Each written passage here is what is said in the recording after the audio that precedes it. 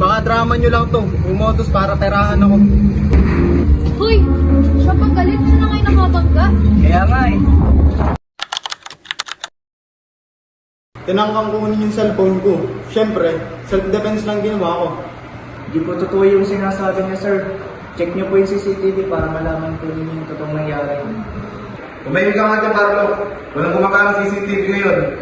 Pero sir, ang unfair naman ito. Anak, bakit ba ganito? Bakit tayong mahirap na lang na palagi ang napagbibintangan? Di ko nga alam bakit palagi na lang mayaman yung pinaniniwalaan nila.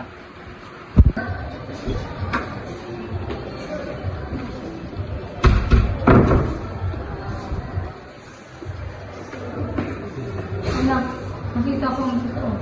Huwag kang mag-alala, tutulungan ka namin. Ay, natatakot na ako. Narinig ko ang kaso. Ang takot ang patanggol. Bigli lang ito. Talaga po? Oo. Hindi lahat nabibili ng pera. May siya pa rin.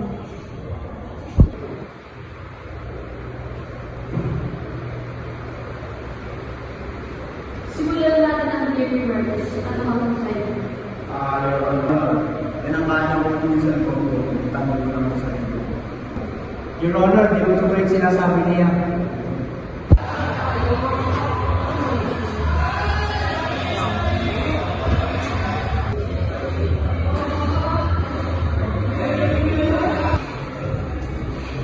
Ano ba pare? Alam naman natin ang kasalanan si Carlos na kasalanan ng anak ko. O ano naman natin yun? Justisya na lang gagawa yun. Kaya nga, tutulungan ko ang anak ko. Hindi ako papayag na hindi matulungan ang anak ko. Tutulong nila ako. Salamat, mahal. Wala na ako.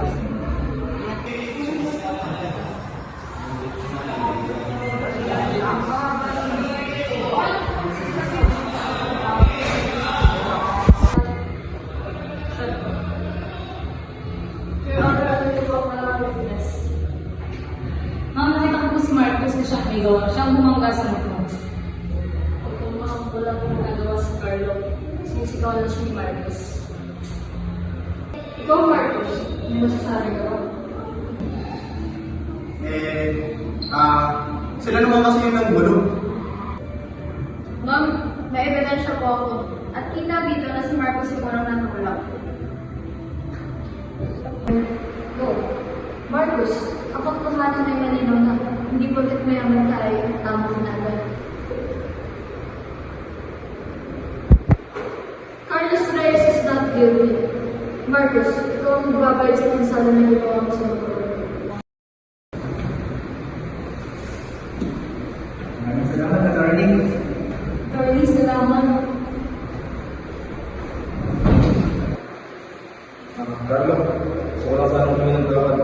Pasensya ka na lang sa mga sabi ko. Kung sabihan kita ng masama, congratulations na ba? Sana mapatawag mo. Okay lang po. Sa susunod po, anong po yung mag-process sa status ng buhay ng isang tao?